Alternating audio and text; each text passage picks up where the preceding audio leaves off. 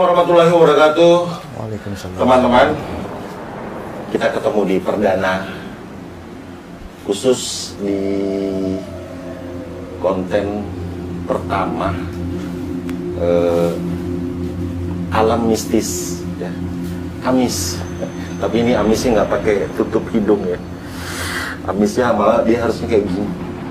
Karena alam mistis ini akan menggali kisah-kisah atau histori, pengalaman-pengalaman kita, pengalaman Anda, pengalaman semua. Bagi kalian yang suka atau punya pengalaman horor, mungkin di lingkungan ataupun pernah mendengar pengalaman horor orang lain ya. Tapi yang kita coba gali pada malam hari ini adalah ini perdana juga. Ini satu channel atau konten horor yang ada di Kalimantan Utara, dan mereka juga memiliki konsep yang beda dengan yang lain ya. Ada horor, ada humor. Nah, seperti apa kisah-kisahnya, wajah-wajahnya ya. Selamat bergabung di Alam Mistis. Episode pertama kali ini di studio sudah hadir 3 orang narasumber dari konten kreator horor channel Alam Rahasia Dunia. Ini namanya saya sebutnya Alam Rahasia Dunia. Alam memiliki rahasia di dunia. Nah, ini apa sebenarnya, tujuannya apa? Tapi pujangga-pujangganya sudah hadir di studio, ada 3 orang, dan kita berkenalan terlebih dahulu ya. Oke, ini siapa ya? Mungkin dari sini ya, Nih bisa memperkenalkan dirinya masing-masing. Oke, saya dari ARD Alam Rahasia Dunia. Nama saya Elang Herlangga. Terus Ya, tinggi, berat badan semua. ya kalau nah ini dia gini nih teman-teman ya. Makanya mereka konsepnya horor, cuma ada humor. Saya bingung, yang horor diajak humor gitu kan. Nah, jadi memang ini Mas Elang Herlangga itu bukan burung elang ya, karena dia nggak punya sayap, tapi dia punya hati. Dia punya hati, warnanya pink ya. Nah, merupakan satu kalau dikatakan pioner lah ya, atau pendiri utama dari channel Alam Rahasia Dunia ya. Nah, mungkin Bang Elang bisa dikenalkan ini 2 atau 3, ada saya lihat ini kayak bukan 2 yang bawanya banyak sebenarnya. Ya, mungkin bisa dikenalkan nih teman-teman ini siapa-siapa aja. Oke, saya ulang ya, saya perkenalkan diri saya dari tim ARD Alam Rahasia Dunia, Elang Herlangga, dan tim saya yang satunya ini namanya Syawal. Nah, satunya Muhammad Fajri. Muhammad Fajri. Iya. Ini semua 3-3-nya adalah host atau bertugas sebagai apa nih di Alam Rahasia Dunia? Orang ya kadang host, kadang juga pembuat ini editing. Oh.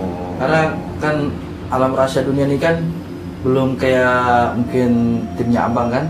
Kami ini kan, tim kami kan masih ngawur lah, masih amburadul. Nah, itu masih mau dibenahi pelan-pelan. Oh, masih mau dibenahi. Ya. Ya, memang teman-teman, ARD ini pendatang baru di dunia hiburan horor, khususnya di Kalimantan Utara, Kota Tarakan. Kita yang bisa ngerasakan, tapi belum tentu orang lain bisa merasakan. Kalau bagi saya ya. Nah, kan kebiasaan kalian ini kalau lagi live itu, saya pernah ngikutin sekali itu rame ya, rame. Awalnya memang udah rame seperti itu. Enggak. Awalnya itu kami cuma 3 orang. Saya, host Muhammad Fajri dengan Husendra. Jadi awal mulanya kami itu cuma live-nya itu di kuburan. Ya, ya. Jadi kami ini apa mau memberitahukan ke masyarakat bahwa banyakan itu kan mindsetnya masyarakat tuh kan bahwa kuburan tuh pada malam hari itu sangat apa menyeramkan ya kan.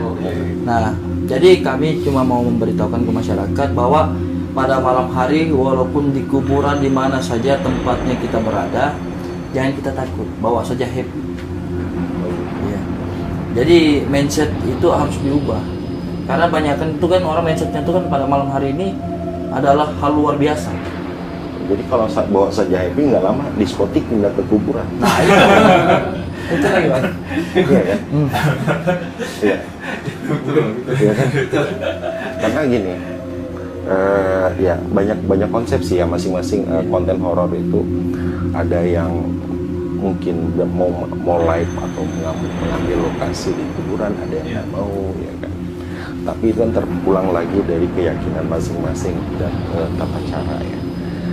Nah kalau setahu saya, Bang Angga ini pernah sebenarnya dia kenal horor ini dia kenal horor dari Bang Anci, dia uji coba. Ya. Dia uji coba. Asli itu. Ya, waktu itu masuk di persemaian, langsung dilemparkan pohon ya. Ya. Pohon itu dilemparkan pohon besar. Jadi waktu terpacunya pertama itu dari saudara namanya Kak Intan ya kan. Dia rupanya kan sering nonton dulu live Bang Anci ya kan. Jadi dia kan tahu juga saya ini kan orangnya pengobatan, ilmu pengobatan. Jadi dia tuh ngasih tahu, enggak, kalau kau berani, ayo coba collab di sini. Oke lah, begitu saya hubungi, rupanya Bang Anci yang angkat ya waktu itu kan. Nah langsung Bang Anci suruh bermain pada hari itu kan. Nah begitu bermain, jadi itu waktu saya main di atas gunung, ya main di atas gunung itu batang bersatu langsung jatuh di hadapan. Ya. Jadi dia sempat saya masuk mencari, pohon itu tidak ada. Nggak ada. Tapi di situ posisi itu ada 10 orang dan 10 orang itu mendengar semua. Bahkan kita lari. Kenapa? Karena posisinya itu kan pohon. Iya. Pohon ya. Karena kalau bukan masalah takut, kalau pohon dilemparkan kita ya rebah semua di bawah. Rebah semua. Nah, itu dia. Jadi memang kalau horor itu antara kita yakin dengan tidak. Ya betul. Antara kita yakin. Jadi ada mengatakan horor itu gaib atau horor bukan gaib. Ya, bukan gaib.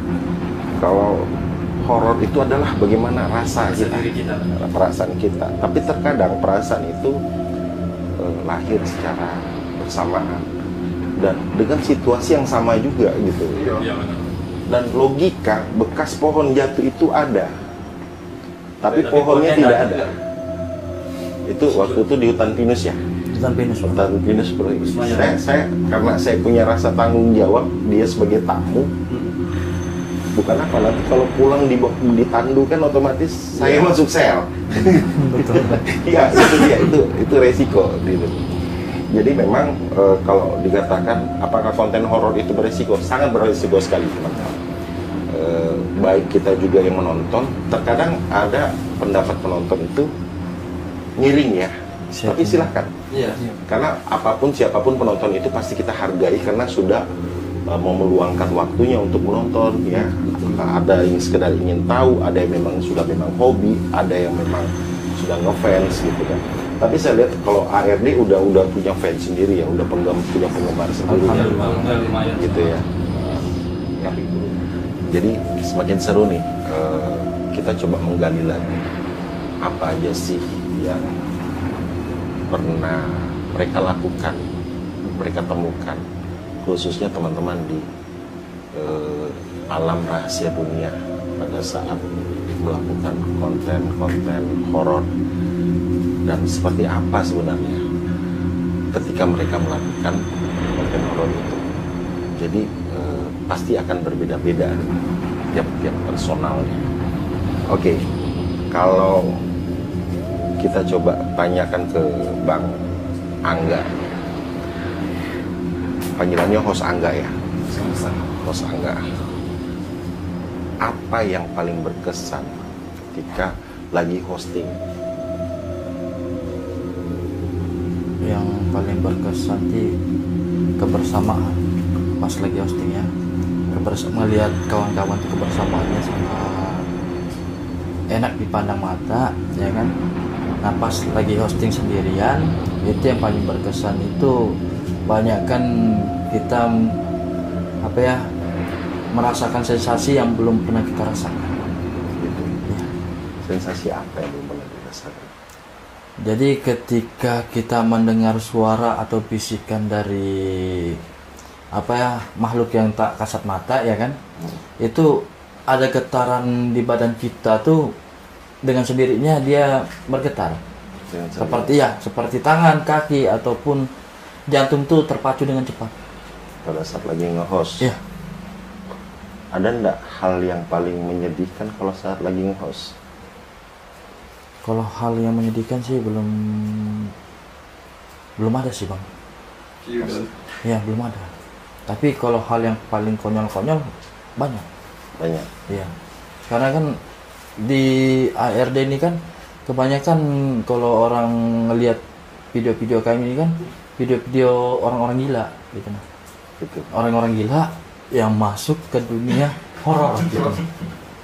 Orang gitu. gila. Ya masuk ke dunia horor. Masuk ke dunia horor. Ya, saya enggak pungkir lah. Karena memang sudah dibilang orang, memang sudah kenyataan karena kelihatan. Karena pada saat live itu padahal enggak ada apa-apa, itu teriaknya nauzubillahi min dzalik gitu. Sampai orang ngelihat geleng pala, ini orang normal atau gila? Gitu lah. Pertanyaan orang kan, ini normalkah gila dia nih ya? Karena dia teriak di kuburan pada saat itu lagi sepi-sepi. Sudah ditanyakan sama diri sendiri, saya ini gila apa enggak? itu bang, belum ditanyakan tuh bang. Kenapa nggak ditanyakan? Karena ya masih jadi misteri bagi saya. Karena coba bertanya, kok saya suka ini? kalau suka sih saya suka horor ini dari pengobatan bang. Pengobatan. Iya. Berarti punya basic pengobatan. Alhamdulillah karena belajar dari orang tua. Bang. Belajar dari orang tua. Kalau keluarga terima nggak dengan kondisi host Angga bermain di dunia horor? Saudara-saudara sebenarnya ada orang mendukung karena apa? Disinilah sebenarnya bilangnya tempatmu. Begitu. Nah karena saya ini kan daripada dibilang nggak tahu arah, nggak tahu tujuan ya kan. Walaupun saya sudah kerja tapi nggak tahu tujuan. Nah karena ada orang tuh sering lihat saya ngobati orang ya kan. Ngobati bukan saya sih. Saya cuma meminta kepada Allah ya kan. Ya inilah ya, manusia ngobatin, Allah yang menyembuhkan. Iya. Betul, itu betul Bang. Karena keyakinan saya itu. Saya cuma berkeyakinan tinggi, saya berdoa ya Allah sembuhkanlah orang ini, ya kan? Orang yang terkena santet ini. Nah, saya kasih minum dia. Alhamdulillah mungkin Allah mengkabulkan apa yang saya bacakan, apa yang saya yakini. Orang itu alhamdulillah baik. Gitu. Iya.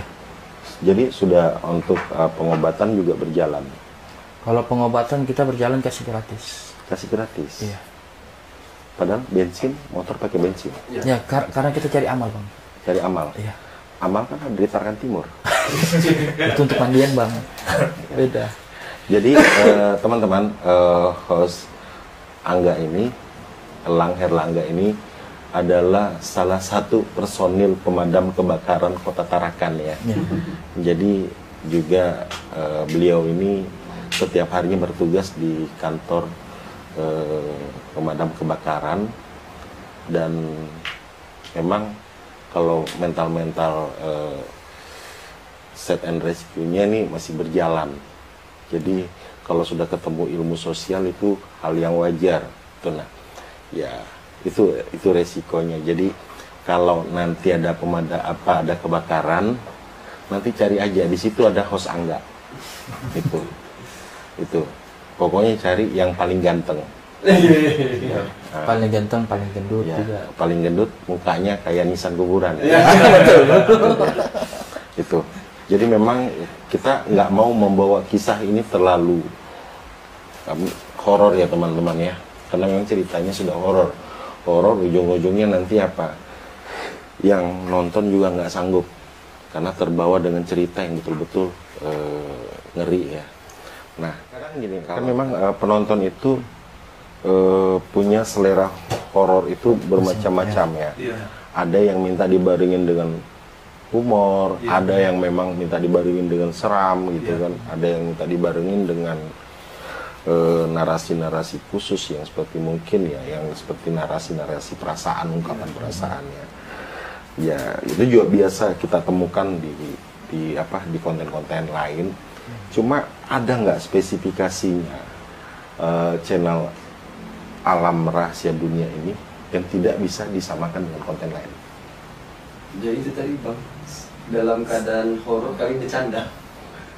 Benar teman-teman, ini konten gila. Untuk main jelangku itu ya, tidak pernah main lagi. Yang saya main juga. Ya.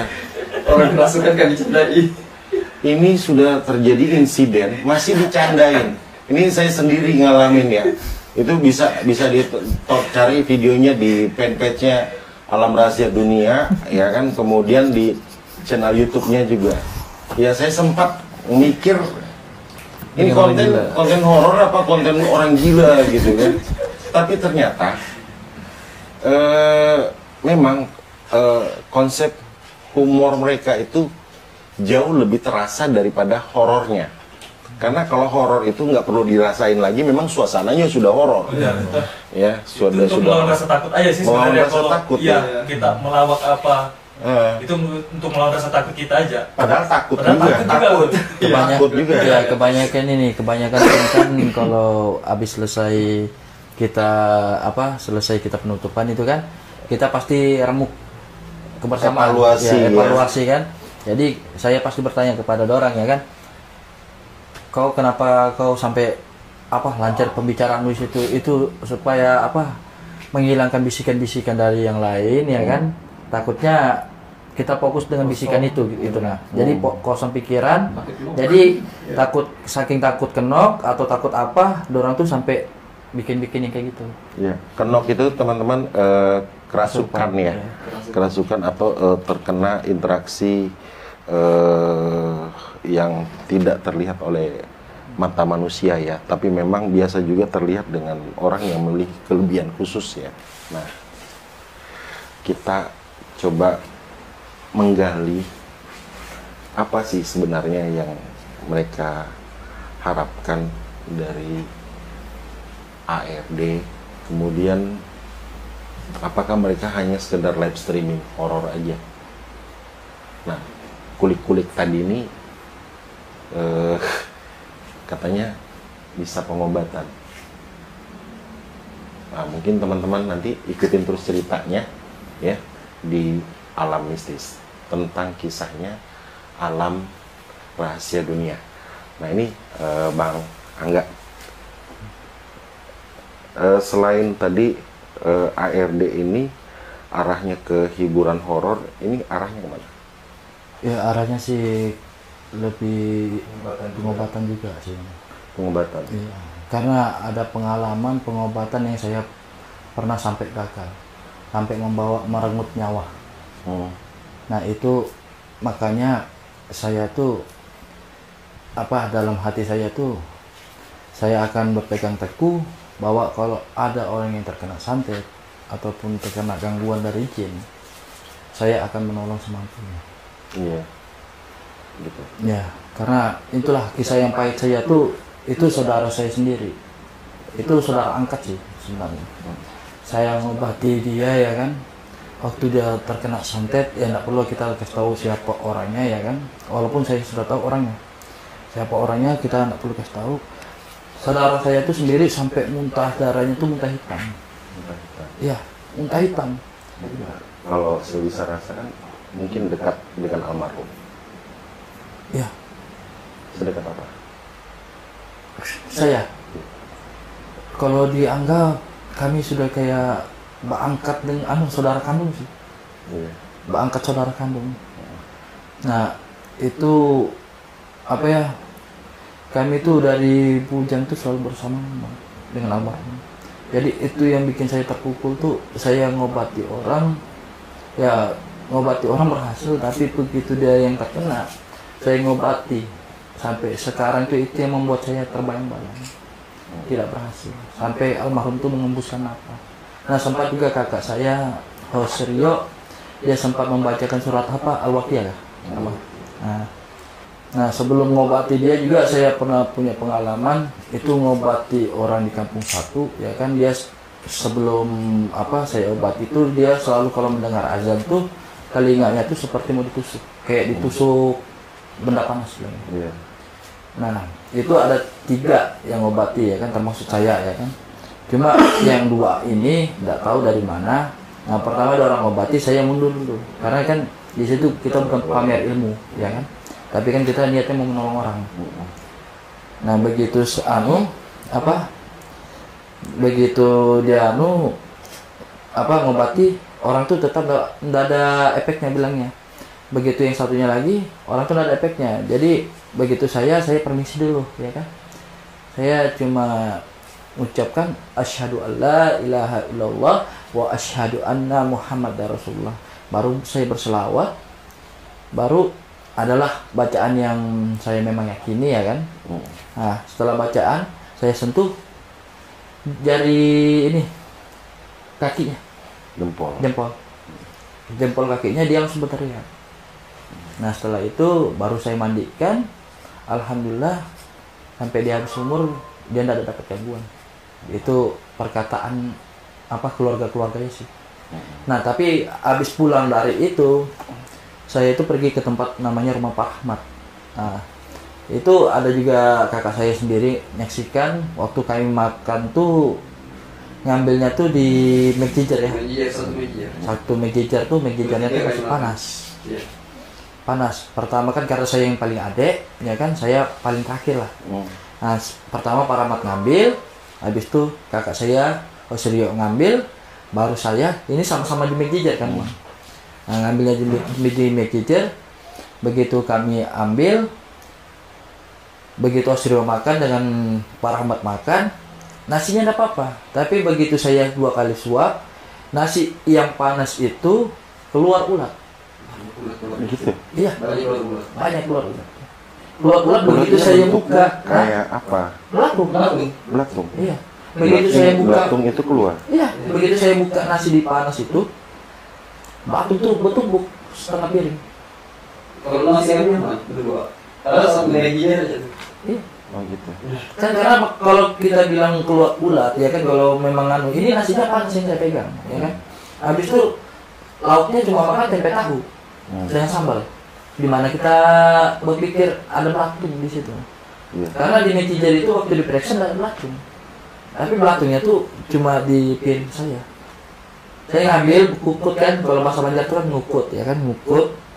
Nah ngukut tuh begitu saya makan, habis baca ya berdoa makan ya kan, 2 kali suap, nggak lama belatung tuh muncul di nasi. Ada berapa? Wih banyak Bang. Itu yang nyaksikan kakak saya sendiri.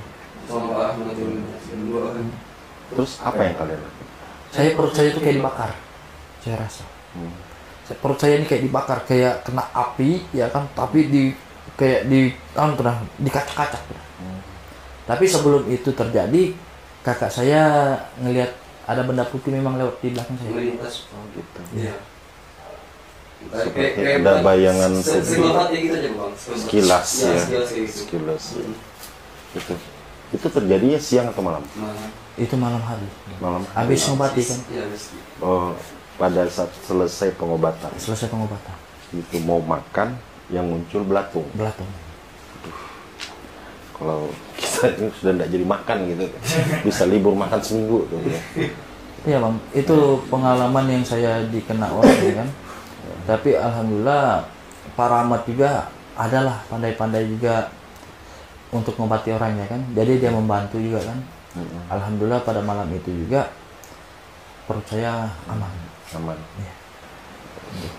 Ya itu tergantung lagi dari niat kita, ya, dari niat kita bahwa apapun yang kita lakukan, teman-teman, ya kita tetap berusaha berdoa semua itu kembali kepada Allah Subhanahu Wa Taala, ya kan?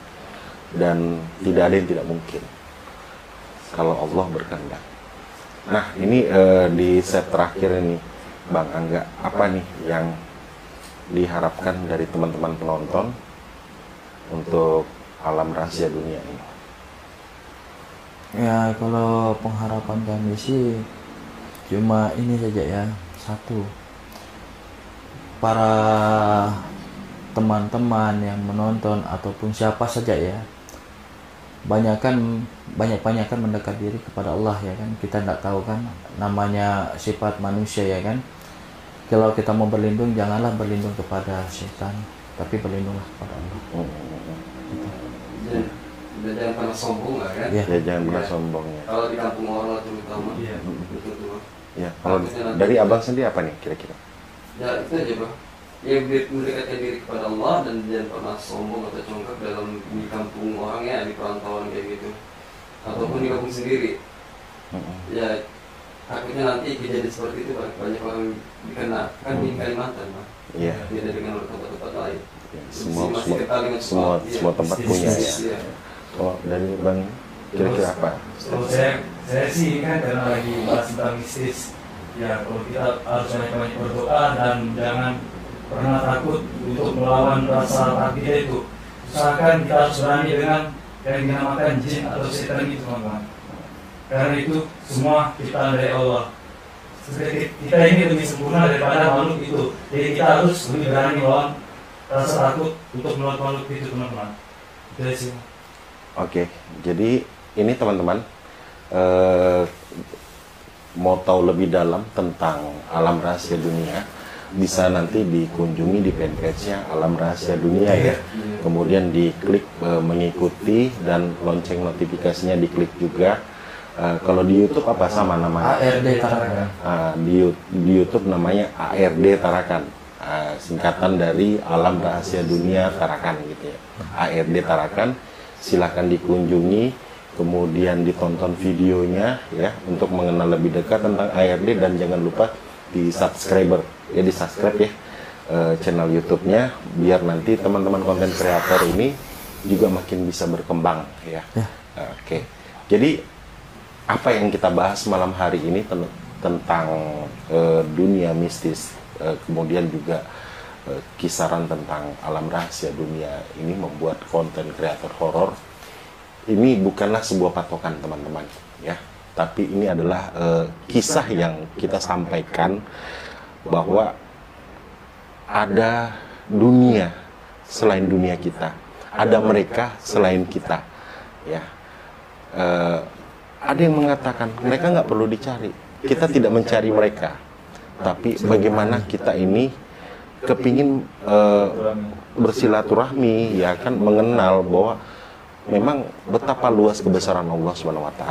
Tapi itu tergantung dari keyakinan kita masing-masing, tidak ada paksaan ya, tidak ada paksaan. Dan jangan lupa ditonton lagi selanjutnya nanti untuk konten-kontennya Alam Mistis ini, Amis. Kita akan ketemu lagi di konten yang berbeda, tapi dengan channel yang sama di PS TV.